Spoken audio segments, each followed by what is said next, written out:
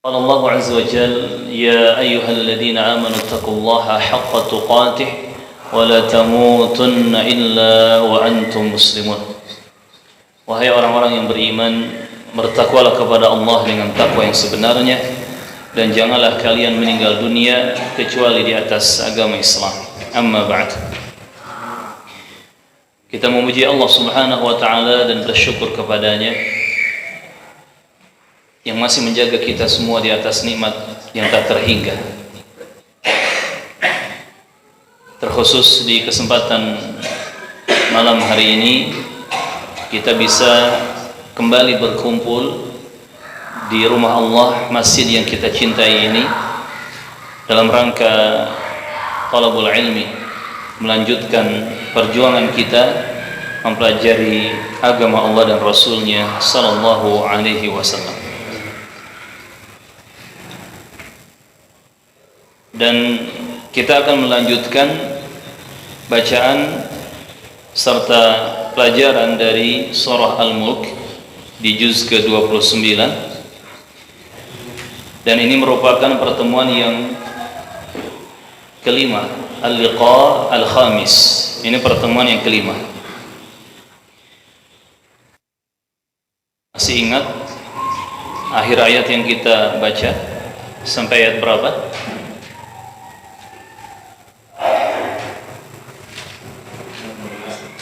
Berapa Ustaz? 15. Masya Allah. Terakhir kita baca sampai ayat ke-15, di mana Allah Subhanahu wa taala berfirman, "Huwallazi ja'ala lakumul arda dzalula famshu fi manakibiha wa kulu min rizqihi wa ilaihin nusyur."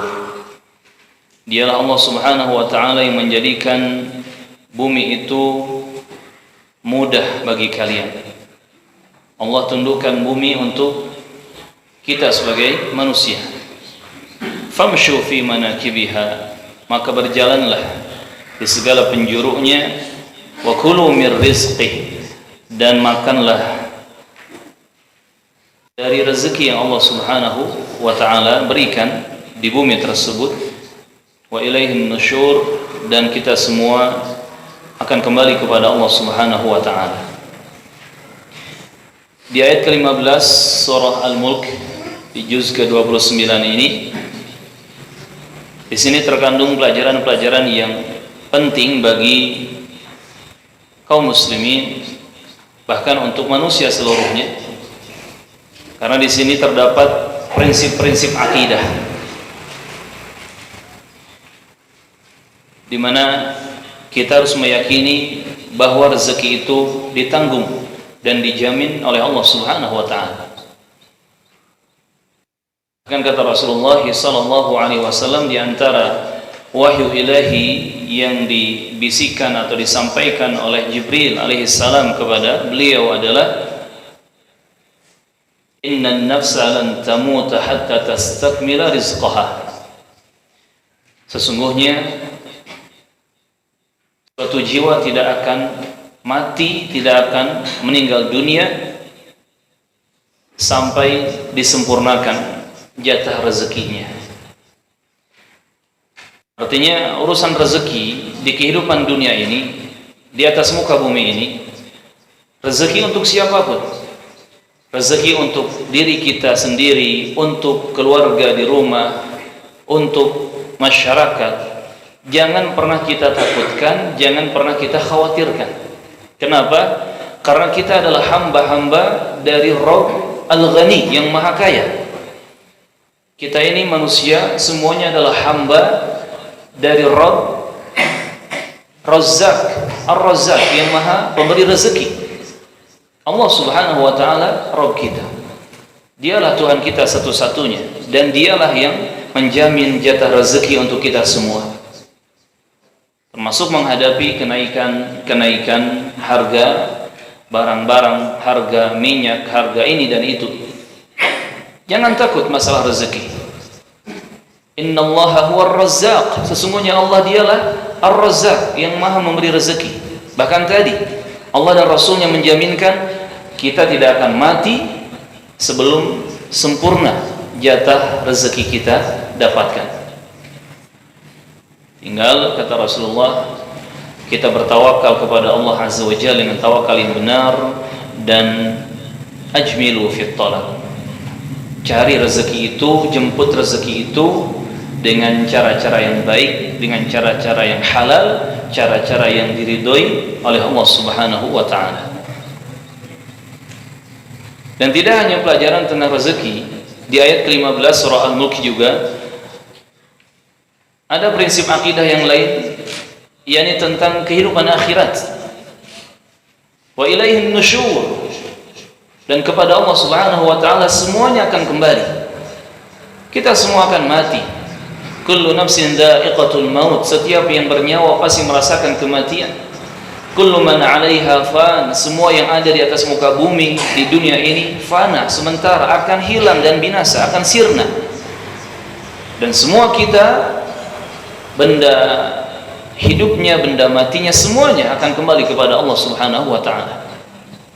Apalagi kita manusia yang memiliki tugas dan beban mulia di kehidupan dunia ini, yaitu untuk beribadah kepada Allah Subhanahu wa taala. Wa ma khalaqatul jinna wal insa illa liya'budun. Kata Allah Subhanahu wa taala, dan tidaklah aku menciptakan bangsa jin dan bangsa manusia kecuali agar beribadah kepadaku, kata Allah. Ini ayat yang pasti dihafal oleh ahli tauhid, pasti dihafal oleh ahli sunnah wal jamaah, para hamba Allah, pengikut Nabi Muhammad sallallahu alaihi wasallam. Ayat di surat apa? Al-Dzariyat ayat 56. Ingat, di surah Al-Dzariyat ayat 56, bukan di surah An-Nas. Tak pernah geser ayat ini ke surah An-Nas ya. Di sini ada tugas mulia untuk kita manusia. Dan kita harus yakin bahwa kita akan kembali kepada Allah Azza wa Jalla. Nusyur, kembalinya kita kepada Allah Subhanahu wa taala, kembalinya kita kepada Allah Rabbul Alamin, berarti kita harus meyakini setelah dunia ini hancur ada kehidupan akhirat. Di akhirat nanti kita semua akan dihidupkan kembali, dibangunkan lagi, ruh dan tubuh kita hidup kembali. Dan di akhirat hanya ada al-jannah wan nar, surga dan neraka. Dan semua amal-amal kita yang kita lakukan di dunia akan dihisab, akan ditampakkan semuanya, diperlihatkan dan dihitung. Tidak ada yang lupa, satu amalan pun sekecil apapun. Dan setelah hisab akan ada jaza, ada balasan. Semua akan dibalas, semua harus dipertanggungjawabkan. Faman ya'mal mithqala dzarratin khairan yarah, wa man ya'mal mithqala dzarratin syarran yarah. Kebaikan sekecil apapun, sekecil dzarrah sekalipun, akan ada balasannya, akan ada terlihat balasan kebaikannya. Begitupun dengan keburukan, kejelekan, sekecil apapun, walaupun hanya seberat dzarrah, akan ada balasan buruknya, akan ada terlihat balasannya. Dan dzarrah itu kata para ulama, semut yang paling kecil. Ini diantaranya tafsiran dari Syekh Muhammad bin Shalih Al-Utsaimin rahimahullah. Dzarrah itu semut yang paling kecil. Mungkin antum pernah melihat semut yang saking kecilnya nggak kelihatan, tapi itu semut hidup. Itulah dzarrah. Baik dan buruk amal kita, walaupun hanya sebesar dzarrah, akan ada pertanggungan jawabannya di hadapan Allah Subhanahu wa taala. Kemudian kita masuk di ayat berikutnya, ayat ke-16 dan seterusnya.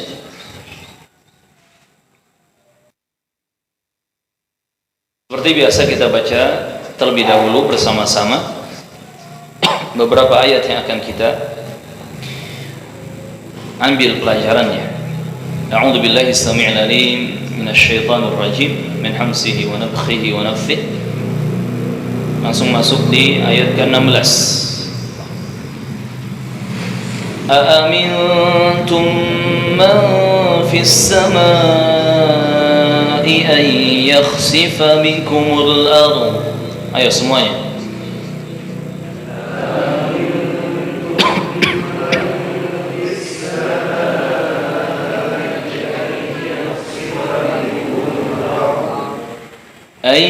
يخسف بكم الأرض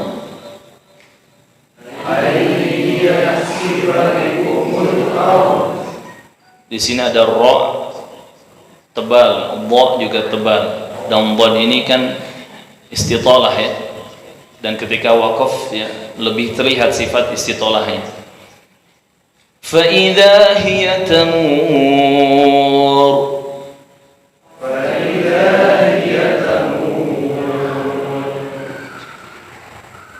أأمنتم من في السماء أن يخسف بكم الأرض فإذا هي تمور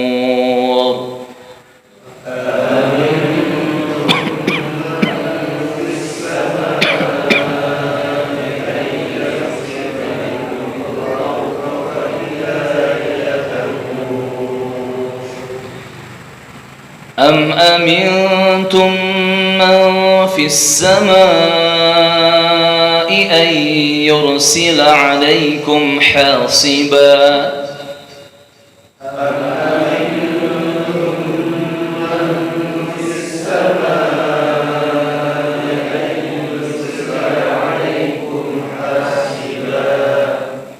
فستعلمون كيف نذير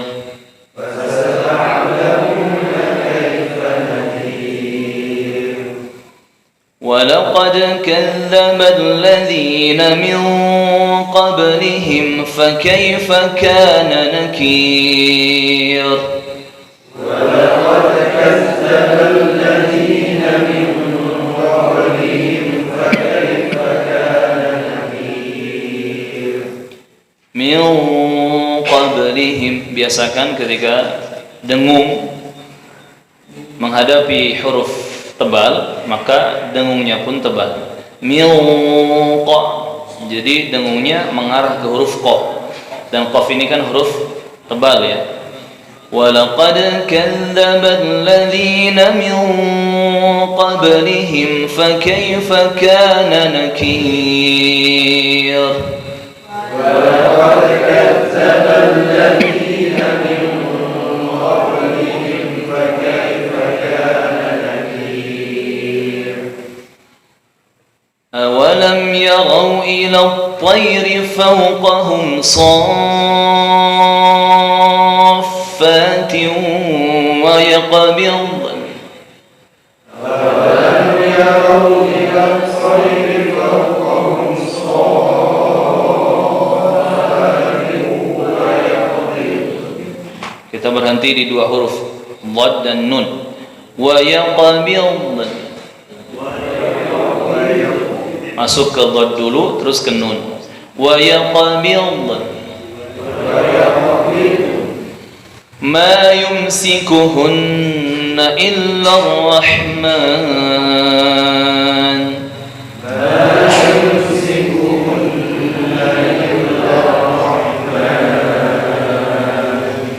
إنه بكل شيء بصير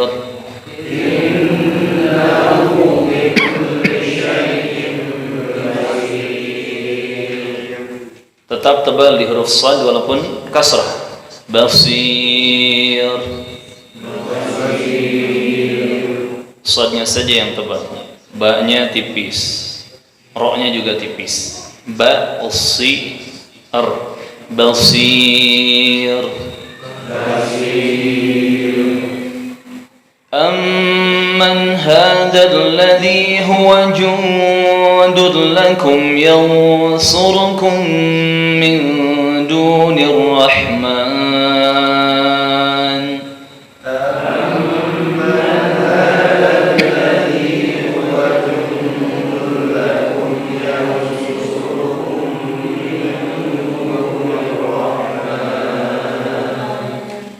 إن الكافرون إلا في غرور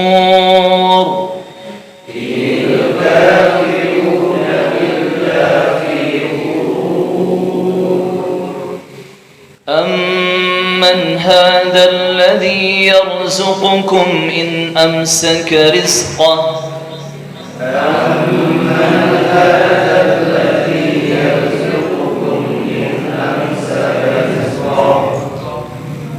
بل لجوا في عتو ونفور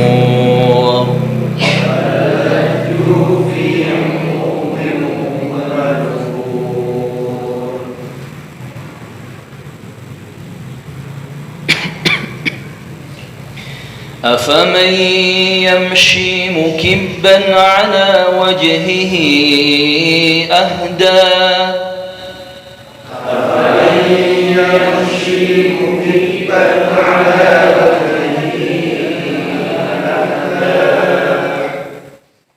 أمن يمشي سويا على صراط مستقيم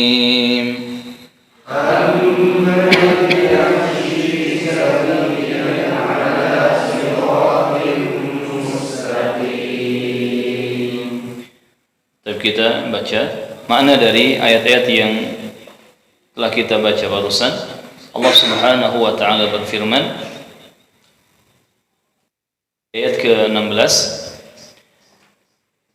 Amintum man fis samai, apakah kalian merasa aman? Amintum man fis samai, terhadap pihak atau zat yang ada di langit. Siapa maksudnya? Allah Subhanahu wa taala. An yakhsifa bikumul ardah, bahwa Allah akan yakhsifa, menjungkirkan atau membalikan bikum, untuk kalian al-ardah, muka bumi. Fa idza hiya tamur, maka serta merta bumi itu tamur, akan bergoncang, bergoyang dengan dahsyatnya. Di sini Allah Azza wa Jalla bertanya dan mengingatkan kepada kita, apakah kalian merasa aman terhadap Allah Azza wa Jalla yang ada di langit? Jelas ya, Allah di mana? Fis sama, di langit. Jadi jangan bingung lagi, Allah ada di mana-mana, Allah ada di tempat yang tidak bertempat, Allah ada tanpa ada. Jangan mengikuti dan mendengar ucapan-ucapan yang membingungkan. Allah itu ada di langit, fis sama. Lebih tepatnya alal arsh istawa, di atas arsh beristiwa. Dan makna istiwa adalah ala, sa'ada, irtafa'a, istaqarra. 4 unsur ini ada dalam makna istiwa. Ala, tinggi, sa'ada, menaik, irtafa'a, terangkat ke atas, istaqarra, menetap. Jadi minimalnya kita fahami istiwa itu adalah Allah tinggi dan menetap. Di mana? Di atas arshnya. Arsh Allah di mana? Di atas langit. Di atas langit ke-7. Apakah kalian merasa aman terhadap Allah yang ada di langit? Untuk Allah menjungkirkan, membalikan bumi yang kalian pijak ini, yang kemudian jika Allah Tabaraka wa ta'ala menjungkirkan bumi, bumi akan bergoncang, bergoyang.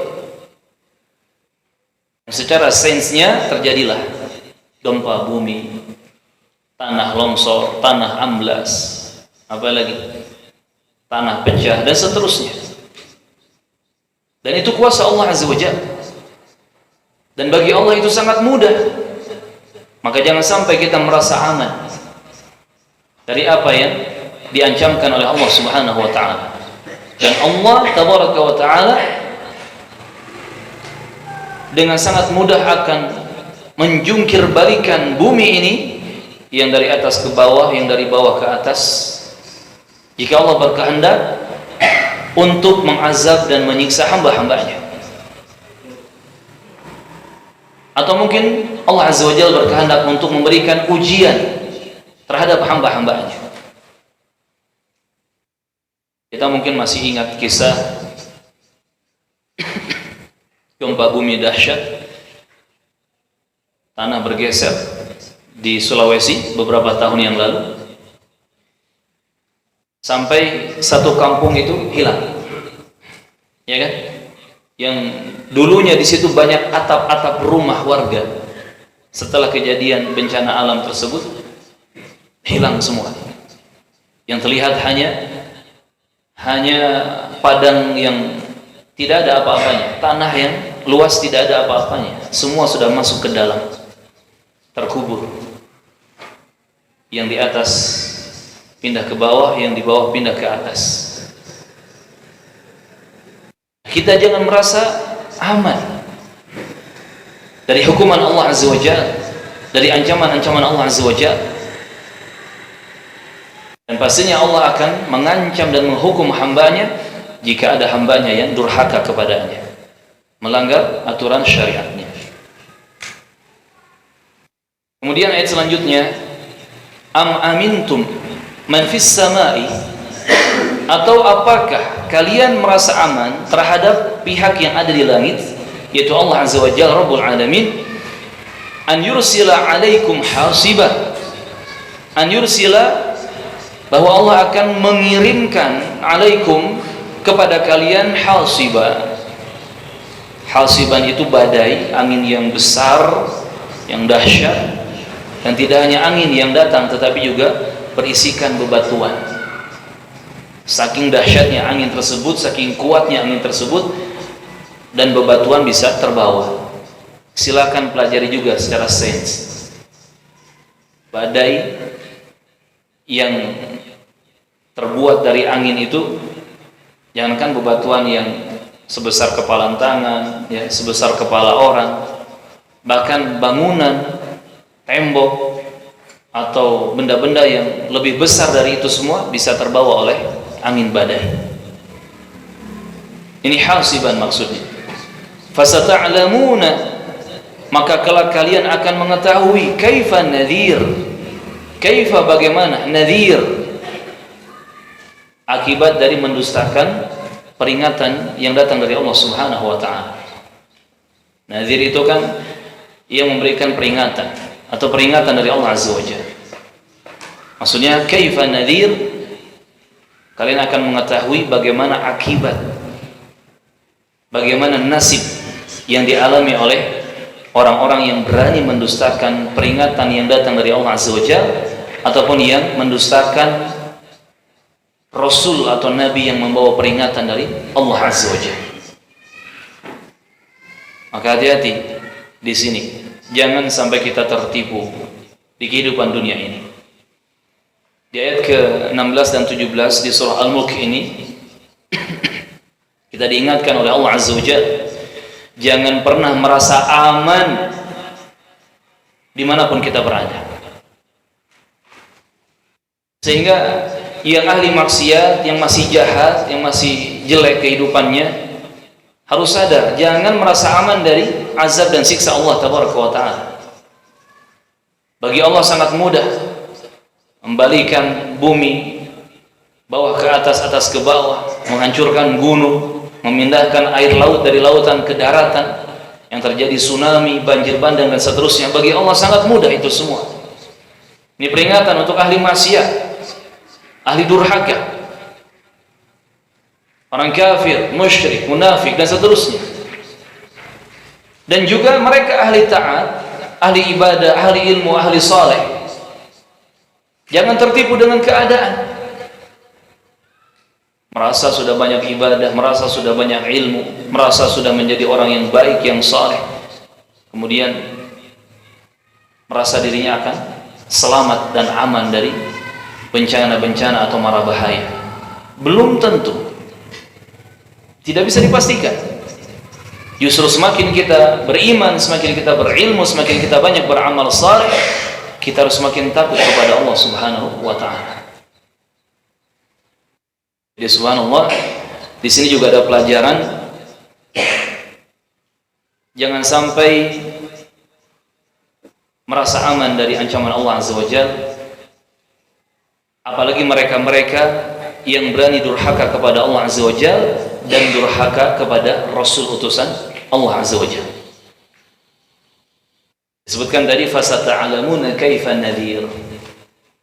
Di sini ada makna bahwa Rasul utusan Allah Azza wa Jalla, Nabi utusan Allah itu juga harus diperhatikan dan ditaati.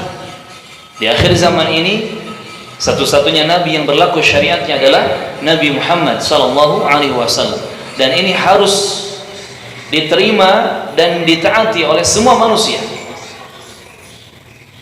baik mereka yang dulunya Yahudi, Nasrani, atau musyrikin dengan berbagai macam agama kepercayaan, apalagi orang-orang muslimin. Semua harus menerima kenabian Nabi Muhammad dan tunduk patuh kepada ajarannya, harus taat kepada Rasulullah Muhammad sallallahu alaihi wasallam sebagaimana mereka taat kepada Allah azza wajalla.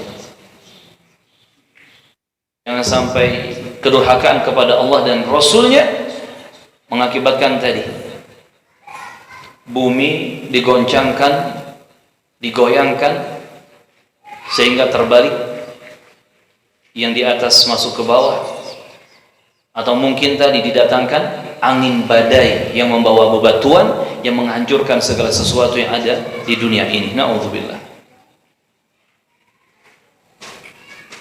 Sehingga kita faham jamaah rahimakumullah, jalan keselamatan di kehidupan dunia ini adalah dengan kembali ke jalan agama Allah Subhanahu wa taala. Islam itulah kunci keselamatan hidup. Kenali Allah tabaraka wa taala, Rabbul Alamin, sang penguasa alam semesta. Kenali Nabi Muhammad sallallahu alaihi wasallam, sang nabi dan rasul terakhir di atas muka bumi ini. Setelah mengenali Allah dan Rasulnya, fahami ajarannya, fahami aturannya, fahami agamanya, dan amalkan. Dengan itu hidup akan selamat, hidup akan bahagia, tentram, damai, gemah ribah loh jinawi. Jadi dengan berbagai macam musibah dan kesulitan yang dihadapi oleh manusia, seharusnya kita semua sadar bahwa segala kesulitan dan musibah yang ada ini tidak lepas dari kesalahan-kesalahan kita. Termasuk dalam bab ini masih banyak manusia yang tidak kenal Allah dan Rasulnya Muhammad sallallahu alaihi wasallam.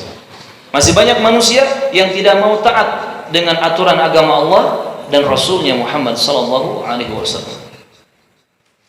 Sehingga wajar bencana alam di sana sini. Kalaupun bencana alam reda, alam semesta aman, tapi ternyata ada kesulitan hidup dari berbagai bidang dan lini. BBM naik, sembako naik harganya, apalagi berbagai macam hal, termasuk mungkin penyakit dan seterusnya. Ingat, kunci keselamatan hidup itu ada pada kembalinya manusia ke jalan agama Allah Subhanahu wa taala, ke jalan agama Allah Subhanahu wa taala dan Rasulnya sallallahu alaihi wasallam. Kemudian ayat selanjutnya kata Allah azza wajalla, wa laqad kadzdzaba alladziina min qablihim.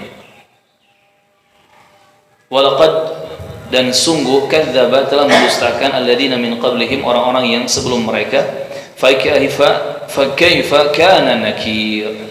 Fakaifa, maka bagaimana, kana nakir, akibat dari kemurkaan yang ada. Maksudnya fakaifa kana nakir, bagaimana akibat yang dialami oleh mereka yang mengingkari kebenaran sehingga datang kemurkaan dari Allah Subhanahu wa taala. Walaqad kadzdzaba alladziina min qablihim. Jadi orang-orang di zaman dahulu mereka banyak yang durhaka kepada Allah azza wajalla, mengingkari Allah, mengingkari Rasulnya. Fakaifa kana nakir, dan lihat bagaimana akibat, bagaimana nasib orang-orang yang mengingkari kebenaran itu. Semua dimurkai oleh Allah azza wajalla, semua dibinasakan oleh Allah azza wajalla. Maka jangan sampai kita melupakan kisah-kisah berharga di zaman dahulu. Kita membaca kisah-kisah dan sejarah orang-orang yang hidup di zaman dahulu, kisah orang soleh, kita baca untuk kita mengikuti kesolehan mereka.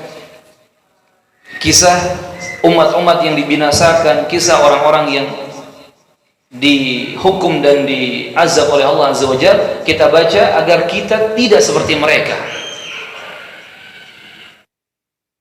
Di surah Hud ayat ke-120 kalau tidak salah. Hud 120, Allah mengingatkan tabaraka wa ta'ala,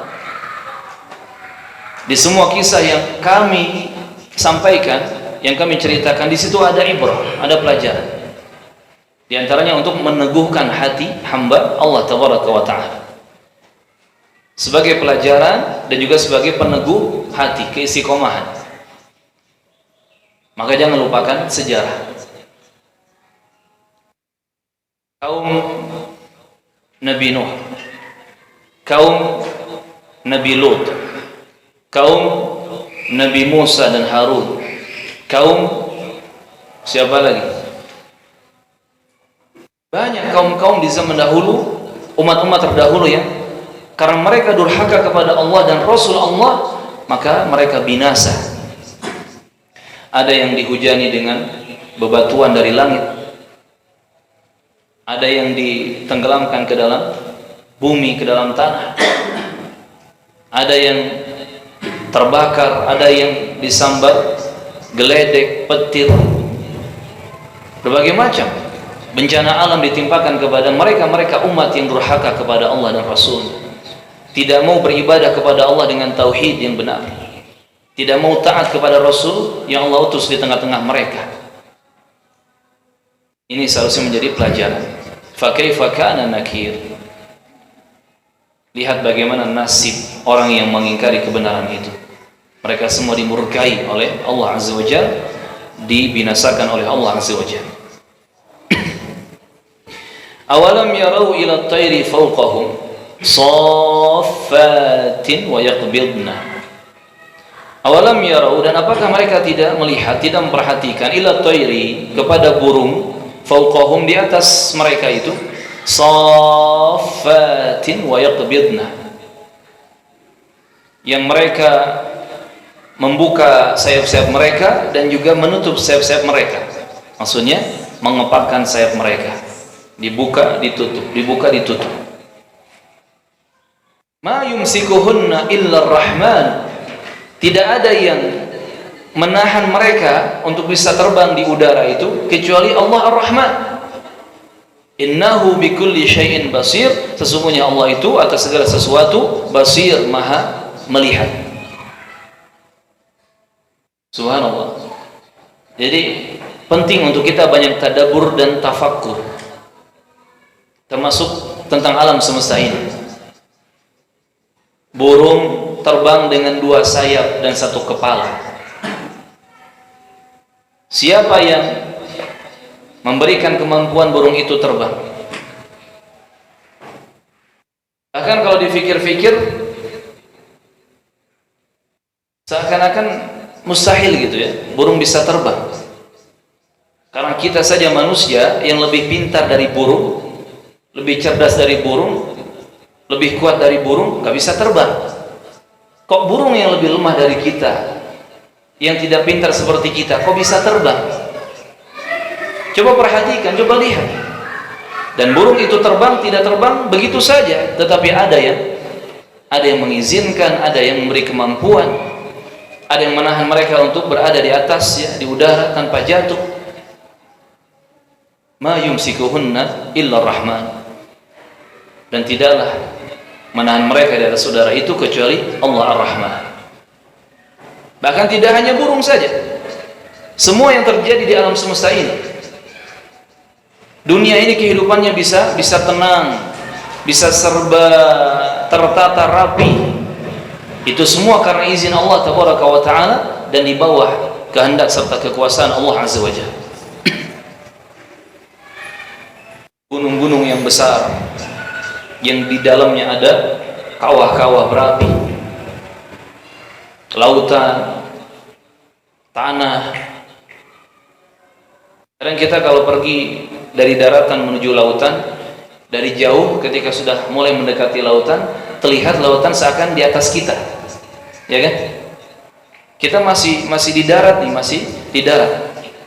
Semakin mendekati pantai atau lautan, itu air laut seakan-akan di atas kita. Dan memang kenyataannya seperti itu. Tapi kenapa air laut itu tidak tumpah, ke daratan dengan izin Allah Subhanahu wa taala. Kalau kita lihat ke langit, banyak bintang-bintang, entah ratusan, entah ribuan, lebih dari itu bahkan. Dan satu bintang itu kan ukurannya besar kalau kita melihatnya lebih dekat. Banyak planet-planet yang lain selain bumi. Tapi kenapa tidak berjatuhan ke bumi sini? Semua dengan izin dan kuasa Allah Azza wa Jalla. Sehingga alam semesta ini rapi, tertata. Bahkan bisa dinikmati oleh manusia. Ma yumsikuhunna illa rahman. Dan ingat, innahu bikulli syai'in basir. Setelah kita meyakini semua keindahan dan keajaiban alam semesta ini ada karena kebesaran dan kekuasaan Allah Azza wa Jalla, kita harus yakin Allah Maha melihat. Artinya apa?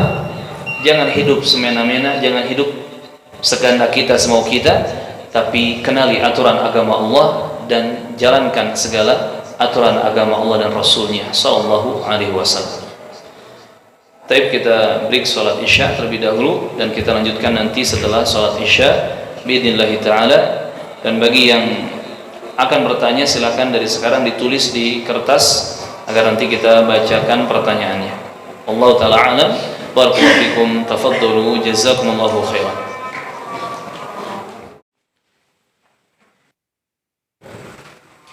Bismillahirrahmanirrahim. Alhamdulillahi hamdan katsiran tayyiban mubarakan fih kama yuhibbu rabbuna wa yardah. Asyhadu an la ilaha illallah wahdahu la syarika lah iqraran bihi wa tauhida wa asyhadu anna Muhammadan abduhu wa rasuluh. Amma ba'd. Kemudian kita masuk di ayat berikutnya, ayat yang ke-20 di surah Al-Mulk. Allah Subhanahu wa taala berfirman, A'udzubillahi as-sami'il 'alim minasyaitonir rajim. Amman hadzal ladzi huwa jundun lakum yansurukum min dunir rahman. Amman, atau siapakah dia, hadzal ladzi, dia ini yang huwa jundul lakum, yang menjadi tentara bagi kalian, yansurukum, yang akan menolong kalian, min dunir rahman, selain daripada Allah Azza wa Jalla Ar-Rahman yang Maha Pengasih, Maha Penyayang. Inil kafiruna, dan tidaklah orang-orang kafir itu illa melainkan fi ghurur, mereka berada dalam keadaan tertipu. Di sini disebutkan pelajaran tentang tawakal, di mana kita harus yakin bahwa hanya kepada Allah kita minta pertolongan dan hanya dari Allah pertolongan itu datang. Jika Allah tidak memberikan pertolongan kepada kita, maka tidak akan ada kemudahan untuk kita sama sekali. Termasuk jika Allah tidak menghendaki, jika Allah tidak membantu kita, tidak ada makhluk manapun yang akan menolong kita. Jangan pernah mengira bahwa datangnya pertolongan kepada kita, datangnya pihak yang menolong kita, itu datang begitu saja. Melainkan mereka semua dikirim, didatangkan oleh Allah Azza wa Jalla kepada kita. Ketika kita ada masalah dalam rumah tangga, mungkin istri sakit, anak sakit, kita butuh bantuan. Datang bantuan dari orang yang baik. Bantuan ini datang, orang baik itu datang kepada kita, bukan begitu saja dengan sendirinya, tetapi Allah yang mengirimkan. Allah yang mendatangkan itu semua kepada kita. Termasuk dalam urusan pekerjaan, dimudahkannya pekerjaan kita, dagangan kita, usaha kita. Semuanya didatangkan oleh Allah Azza wa Jalla kepada kita. Maka kita jangan tertipu seperti orang-orang kafir. Inil kafiruna illa fi ghurur. Orang-orang kafir itu tertipu diantaranya karena mereka merasa apa yang mereka dapatkan itu karena hasil jerih payah mereka. Dan ini namanya kufur nikmat. Karena kan langkah pertama syukur nikmat itu, bersyukur kepada Allah Azza wa Jalla atas nikmat yang ada, mensyukuri nikmat dengan hati, dengan iman. Apa maksudnya? Al-i'tiraf bi anna kulla ni'matin ja'at min Allah. Mengakui seyakin-yakinnya bahwa semua kenikmatan itu datang dari Allah Subhanahu wa taala. Bukan karena jerih payah kita, usaha kita, banting tulangnya kita, keahlian kita, kecerdasan kita, bukan. Itu semua hanya sebab kecil saja. Namun kemudahan dan kenikmatan sejatinya datang dari Allah Subhanahu wa taala. Masuk ketika kita butuh bala bantuan, kita butuh pertolongan, maka yang bisa memberikan itu semua hanyalah Allah Subhanahu wa taala. Baik itu pertolongan ketika kita berada di keadaan yang aman, ataupun pertolongan ketika kita berada di keadaan yang mencekam seperti peperangan, bencana alam dan lain sebagainya. Yang bisa mendatangkan bala bantuan dan pertolongan hanyalah Allah Subhanahu wa taala. Ini keyakinan kita. Dan ini tawakalnya kita kepada Allah Subhanahu wa taala. Wa 'alallahi falyatawakkalul mu'minun. Maka hanya kepada Allah lah orang-orang yang beriman itu harus bertawakal. Wa 'alallahi falyatawakkalul mutawakkilun. Dan hanya kepada Allah lah orang-orang yang bertawakal itu harus bertawakal. Ayat selanjutnya Allah Subhanahu wa taala berfirman,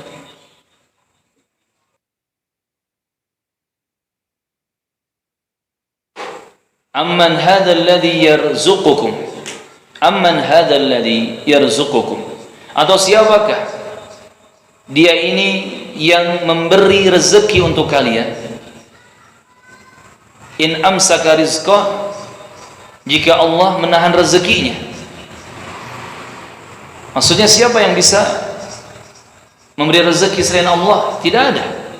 Dan hanya Allah yang memberikan rezeki kepada semua makhluk, semua manusia. Bahkan tidak hanya manusia, semua makhluk, termasuk burung-burung yang kecil, semut-semut yang kecil, cacing di dalam tanah, ikan-ikan kecil di dalam air, di sungai, di lautan, dan semuanya. Mereka diberi rezeki oleh Allah Subhanahu wa taala. Bal lajju fi utuwin wa nufur. Namun justru lajju fi utuwin wa nufur, mereka malah terus-menerus berada dalam utu, kesombongan, dan nufur, melarikan diri. Maksudnya semakin jauh dari Allah Azza wa Jalla. Keadaannya mereka itu orang-orang yang durhaka kepada Allah, semakin sombong, semakin merasa diri bisa ini dan itu, punya ini dan itu, merasa diri punya harta banyak, merasa diri orang kaya, merasa diri punya jabatan, kekuasaan yang tinggi, merasa diri punya banyak pengikut, followers, ya, dan seterusnya. Semakin jauh mereka dari Allah Azza wa Jalla, semakin sombong dan semakin jauh. Tidak sholat, tidak mau zakat dan sedekah, tidak puasa, tidak saum, tidak baca Quran, tidak beragama, bahkan mereka tidak beribadah kepada Allah Subhanahu wa taala. Padahal jika Allah menahan rezeki untuk mereka, siapa yang bisa mendatangkan rezeki itu? Tidak ada. Maka hati-hati dengan penyakit atau dengan jebakan istidraj, di mana Nabi menjelaskan bahwa bisa jadi ada seseorang yang dia semakin parah di dalam kesesatannya, semakin parah di dalam dosa-dosa dan kesalahannya. Bahkan dia sudah diingatkan, disadarkan, tetapi tidak mau sadar, tidak mau mengikuti kebenaran. Dan semakin dia tersesat, semakin dia banyak dosa, banyak maksiat, banyak melanggar syariat Allah dan Rasulnya, semakin dipermudah urusan-urusan dunianya. Namun pada akhirnya kisahnya sangat tragis dan menyakitkan, sangat menyedihkan. Dia akan dihadapkan kepada azab, kepada siksa yang tak tanggung-tanggung, siksa azab yang sangat luar biasa mengerikannya. Itu namanya istidraj. Jangan pernah menganggap ridha Allah atau murka Allah itu ada pada isi dunia ini. Kalau kita diberi sehat, diberi banyak rezeki, harta benda ini dan itu bagian dunia, berarti Allah ridho kepada kita. Dan jika sebaliknya kita serba sulit, serba susah, berarti Allah murka kepada kita. Tidak seperti itu. Tetapi ridho dan murka Allah itu justru dilihat dari apakah kita beribadah kepadanya atau tidak. Bukan dari mudah atau sulitnya rezeki-rezeki duniawi. Jika kita semakin beribadah kepada Allah, semakin giat ibadah kepada Allah, tunduk patuh taat kepada Allah, rasa cinta, rasa takut, rasa harap semakin besar kepada Allah, semakin dekat kepada Allah Azza wa Jalla, itu tanda bahwa kita insyaallah taala diridhai oleh Allah Azza wa Jalla.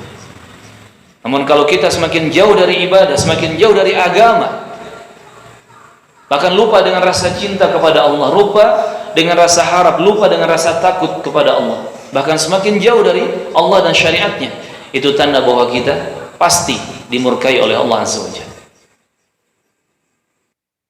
Ini jamaah rahimakumullah.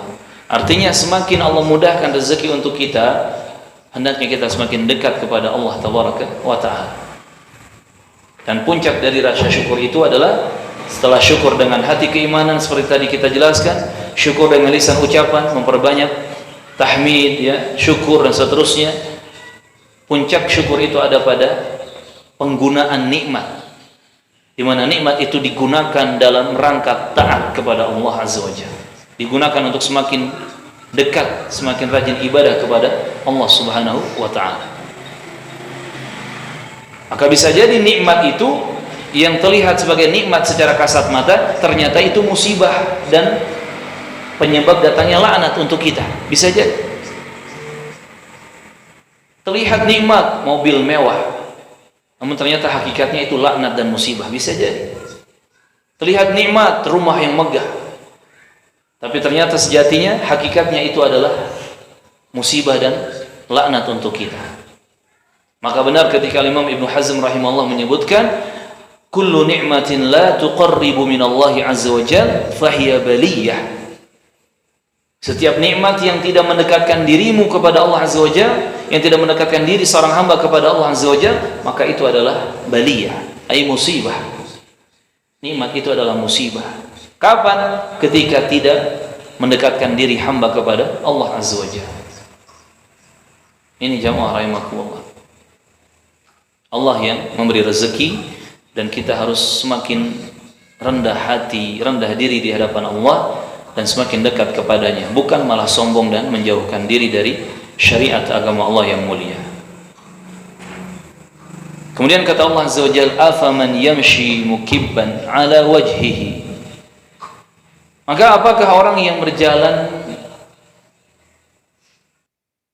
tersungkur atau terjungkal di atas wajahnya, ahda, dia lebih banyak mendapatkan petunjuk, dia lebih lurus, ya, amman yamshi sawiyan ala siratin mustaqim, atau apakah orang yang berjalan sawiyan ala siratin mustaqim, dia berjalan lurus, tegap di atas jalan yang lurus, di jalan kebenaran. Mana yang ahda? Itu pertanyaannya. Ada man yamshi mukiban ala wajhi, ada man yamshi sawiyan ala siratin mustaqim. Pertanyaannya, dari dua jenis atau dua golongan manusia ini, mana yang ahda, yang lebih mendapatkan petunjuk, yang lebih diberi bimbingan hidayah petunjuk oleh Allah Azza wa Jalla?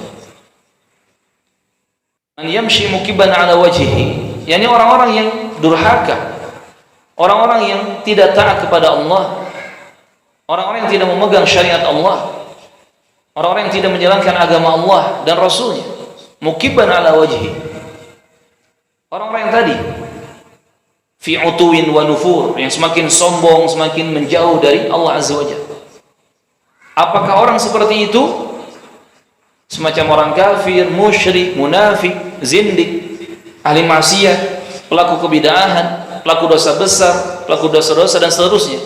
Apakah orang yang seperti itu yang ahda, yang lebih diberi petunjuk, yang lebih banyak mendapatkan bimbingan hidayah Allah, atau man yamshi sawiyan ala siratin mustaqim, orang yang dia bersabar, istiqomah, tegar, berdiri dan berjalan di atas jalan kebenaran. Tentunya jawabannya yang lebih ahda, yang lebih diberi petunjuk oleh Allah adalah yang kedua, yang istiqomah, yang sabar di atas jalan kebenaran. Walaupun ujiannya berat, walaupun pancaroba dan halang rintangnya sangat banyak. Oleh karenanya istiqomah itu buahnya sangat manis, lebih manis dari gaji bulanan yang kita dapat, lebih manis dari kita bisa menikah, punya anak, lebih manis dari dunia dan seisinya. Silakan perhatikan di surah Fussilat ayat 30, 31 dan seterusnya. Janji Allah bagi orang-orang yang bisa istiqomah. Innal ladzina qalu rabbuna Allah tsumma istaqamu. Sesungguhnya orang-orang yang mengatakan bahwa Rabb kami, Tuhan kami yang kami ibadahi hanyalah Allah, kemudian mereka istiqomah setelah itu, sabar, tegar di atas jalan kebenaran tadi. Tatanazzalu alaihimul malaikah, para malaikat akan turun kepada mereka menyampaikan kabar, alla takhafu wa la tahzanu, kalian tidak perlu takut, kalian tidak perlu sedih. Tidak ada yang harus ditakutkan, tidak ada yang harus disedihkan.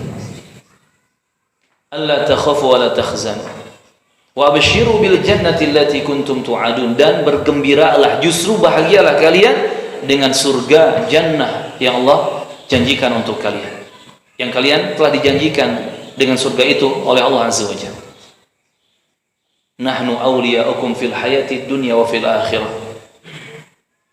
Kata Allah Azza wa Jalla, kami akan menjadi penolong kalian di dunia dan juga di akhirat. Termasuk Allah juga menugaskan malaikat-malaikat yang menjadi sebab datangnya pertolongan untuk hamba-hamba yang istiqomah tadi di dunia dan di akhirat. Lebih indahnya apa? Walakum fiha ma tashtahi anfusukum walakum fiha ma tad'un. Dan bagi kalian di surga Allah itu nanti ada segala sesuatu yang diinginkan oleh nafsu syahwat kalian, tidak ada yang dibatasi. Dan bagi kalian di surga itu ada segala sesuatu, ada semua yang kalian minta. Apa yang diminta akan Allah berikan. Allahu Akbar. Sekarang kita di dunia serba terbatas. Pengen gaji naik 10 kali lipat dari 10 tahun yang lalu, hanya mimpi kan gitu. Pengen punya istri lebih dari berapa? Lebih dari 3, lebih dari 4. Sudah belasan tahun ngan hiji we gitu ya, hanya sekedar cita-cita dan keinginan. Tetapi di surga semua yang kita inginkan, semua yang kita minta, semua yang kita minta akan Allah berikan. Subhanallah. Makanya ketika ada sahabat yang bertanya, ya Rasulullah, apakah kalau aku masuk surga boleh aku minta kuda, seekor kuda di surga? Kata Rasulullah, boleh. Dan engkau akan diberi seekor kuda, ballahu janahan, bahkan kuda itu punya 2 sayap.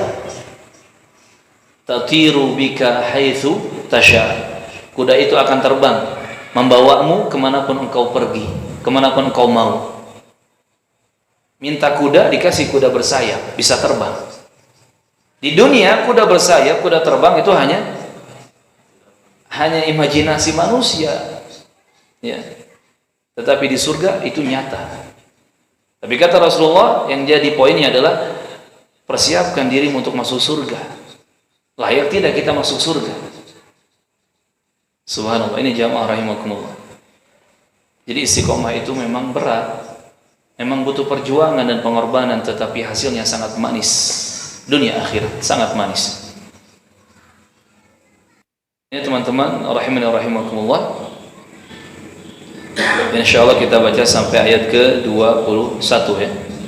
Tersisa 9 ayat, insyaallah kita akan lanjutkan di pertemuan yang akan datang biidnillahi ta'ala.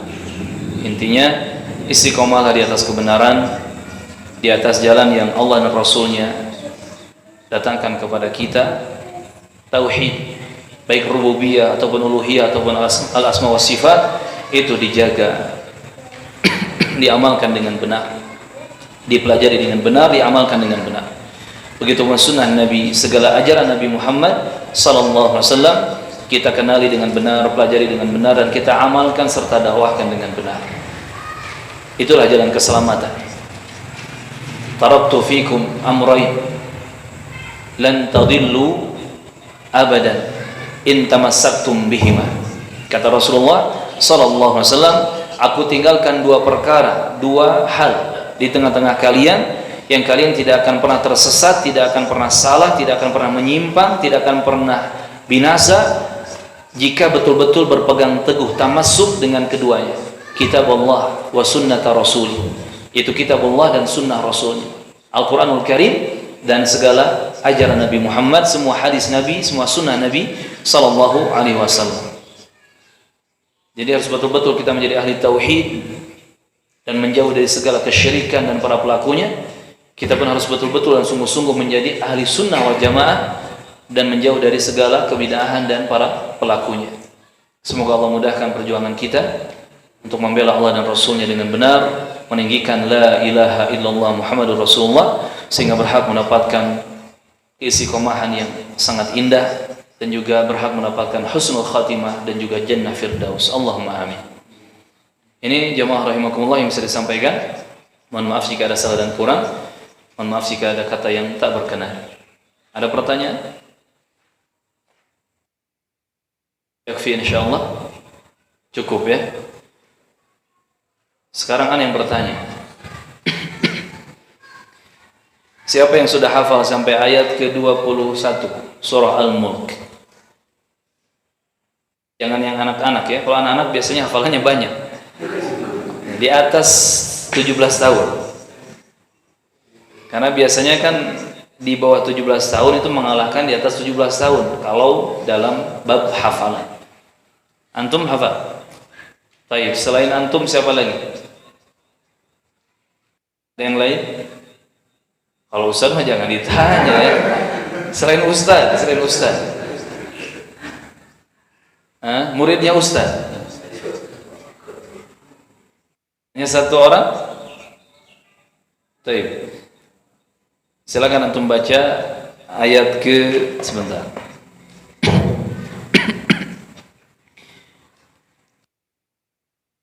Ya, tadi yang kita baca saja ayat ke-16 sampai ke-21. Fadhal. Depannya. Nah itulah lemahnya antum sama-sama ana ya. Sama-sama kita lemah.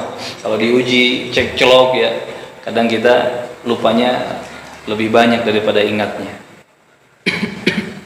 Tadi aamintum man fis sama'i an yakhsifa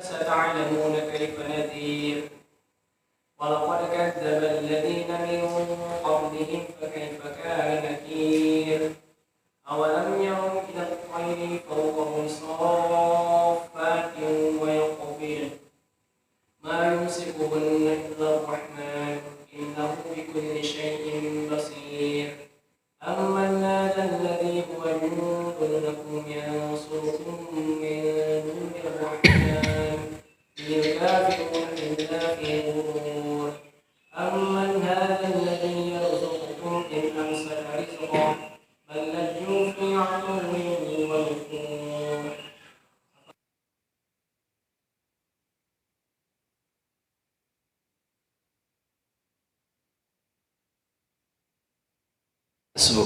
Jazakumullah khairan, zadakumullahu ilman wa hirsan. Dan pertemuan yang akan datang mudah-mudahan bertambah ikhwan yang hafal ya. Walaupun 5 ayat pertama Al-Mulk enggak apa-apa, 10 ayat pertama. Bagusnya satu surah. Makanya biasakan dibaca di malam hari.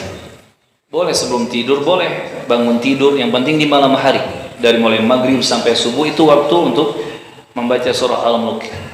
Yang insya Allah keutamaannya diharapkan bisa menjadi sebab terjaganya kita dan terselamatkannya kita dari fitnah kubur dan azab kubur biidnillahi ta'ala. Dan sesuatu yang terbiasa, yang dibiasakan maka akan menjadi bisa, kan gitu. Bisa karena biasa. Ana bertemu dengan beberapa ikhwan, dia hafal dan lancar membaca zikir pagi dan petang, zikir sobah dan masa. Ana tanya, berapa lama antum menghafal zikir-zikir ini? Dari tidak hafal menjadi hafal? Dia jawab, saya tidak pernah menghafalnya, Ustaz. Maksudnya bagaimana? Ya, saya tidak pernah menghafal khusus, tapi saya rutin baca tiap pagi dan petang. Karena terbiasa, ya sudah, kitab zikir pagi dan petangnya ditutup.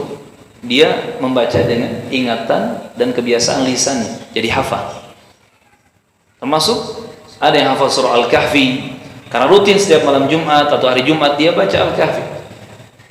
Termasuk ini juga surah Al-Mulk, karena hampir setiap malam, walaupun tidak setiap malam ya, hampir setiap malam dia baca Al-Mulk. Bisa karena biasa. Apalagi kita sudah faham maknanya. Bahasa Arab itu kalau kita sudah faham arti dan maknanya, apalagi tajwid sudah bagus, bahasa Arab nahwu sharafnya sudah mumpuni, itu lebih mudah menghafal. Mudah untuk menghafal. Yang tidak faham saja bisa hafal, apalagi yang memahami maknanya. Apalagi yang kita baca, yang kita hafal itu ditadaburi, ditafakuri, lebih mantap lagi hafalannya. Ya, seperti itu. Semoga Allah mudahkan kita menjadi hafid Quran, semoga Allah mudahkan kita menjadi ahli Quran. Allahumma amin. Jika tidak ada pertanyaan, kita cukupkan sampai di sini. Wallahul muwaffiq ila siratil mustaqim. Wallahu a'lam. Subhanakallahumma wa bihamdik, asyhadu an la ilaha illa anta, astaghfiruka wa atubu ilaik. Wassalamu alaikum warahmatullahi wabarakatuh.